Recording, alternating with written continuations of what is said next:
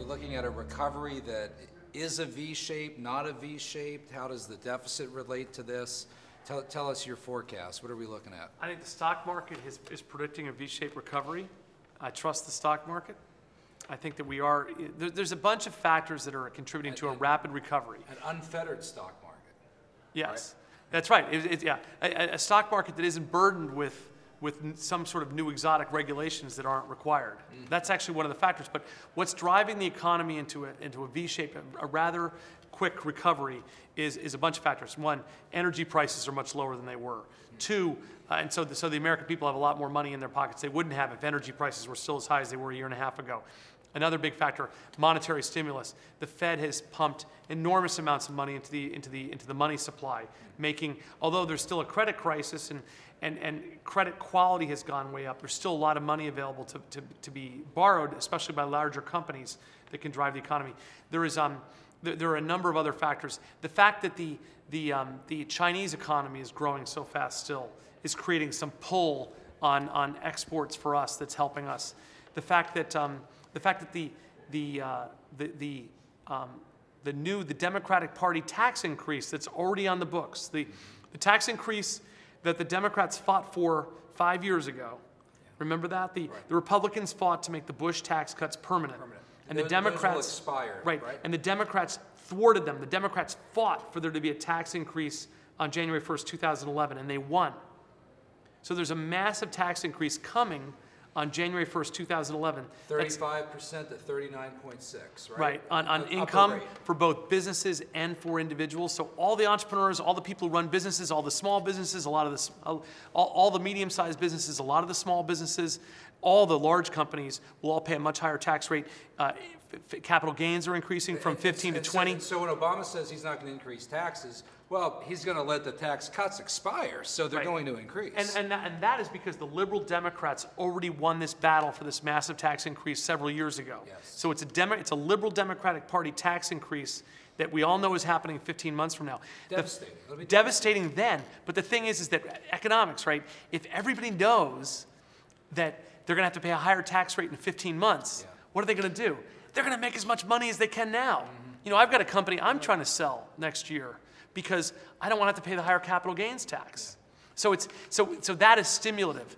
There's another major factor I can't remember right now that I talked about in my speech today. It's losing. But once that tax rate, that tax increase hits, I mean, that could hurt the Democrats in the midterm elections. Well, the problem is that it's after the midterm elections. It's 2011. It's January 1st, 2011. Okay. So is it possible it could hurt Obama in 2012? Oh, absolutely. Here's the risk. So there's a lot of, the other big factor that's driving a recovery right now is simply the inventory effect. When there's a steep recession, when all of a sudden demand drops off, and demand decreased on average across the entire economy by about 5%. So the American economy contracted by about 5%. That's a big economic contraction. It's not a depression, but it's a big, fat, severe recession. When that happens, everybody's got inventory. You know, you got cars in the showroom and on the lot. They're at the car dealership. You got refrigerators in the warehouse. You got computers in the warehouse. You got books in the warehouse. And what everybody does is everybody stops production and tries to work off their inventories. Well, even if the economy, when the recession starts to turn, is 5% smaller, and demand on average is 5% smaller, at some point the inventories run out, you got to produce again. When you start to produce again, then you start to create economic growth. So there are many different natural free market capitalist factors that are driving this quick rebound we're going to have for the next at least year. But here's the thing, the bad tax policy is already in place. We're already going to have a massive tax increase. The Democratic Party won on that. We have a massive Democratic Party tax increase coming January 1st, 2011. There's a whole bunch of other things that Obama and the liberal Democrats, Nancy Pelosi, Harry Reid, et cetera, want. They want Obamacare. They want to dramatically increase the cost of health care in America. They want cap and trade.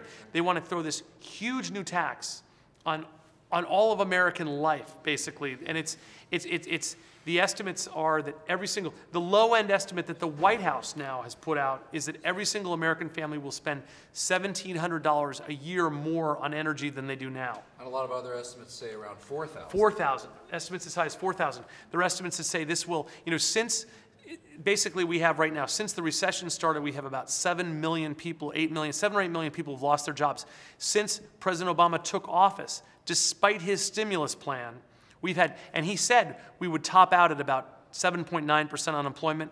We're now 2 full percentage points higher than that. We're at 9.8%. We're going to go across 10. 3 million people have lost their jobs since the stimulus package, the fiscal stimulus, was passed. So we're looking at double-digit unemployment. Will we see double-digit inflation? I don't know.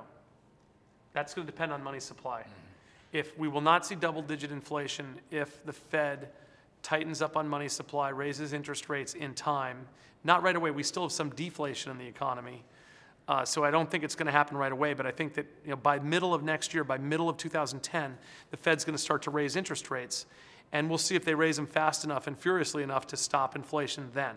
That's in the future. But the point is this, is that between cap and trade, between Obamacare, between union card check, this effort to try to take away the right, I mean, the left, President Obama, Nancy Pelosi, Harry Reid, Barney Frank, all these people want to take away the fundamental right of each and every American to a private, secret ballot in a union organizing election.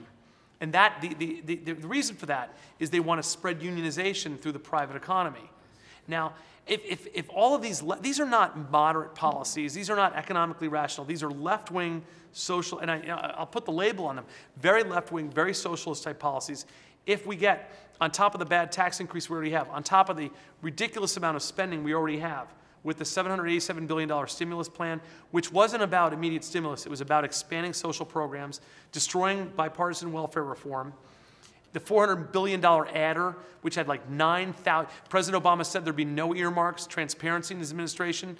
He wasn't in office 2 months, and there was 9,000 earmarks.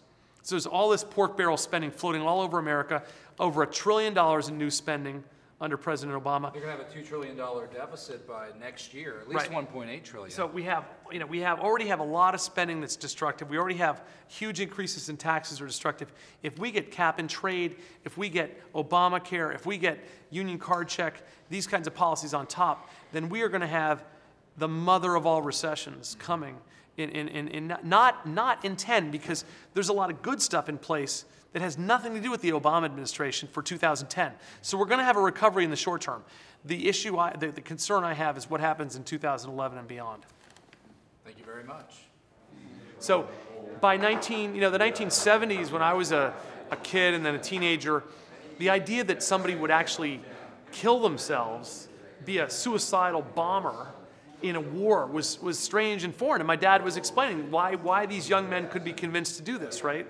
Well, now wind the clock forward another 30 years, and it doesn't seem strange at all to us, right? There are these suicide bombers in the Middle East all the time. As I said, American history is the history of battles won in defense of liberty.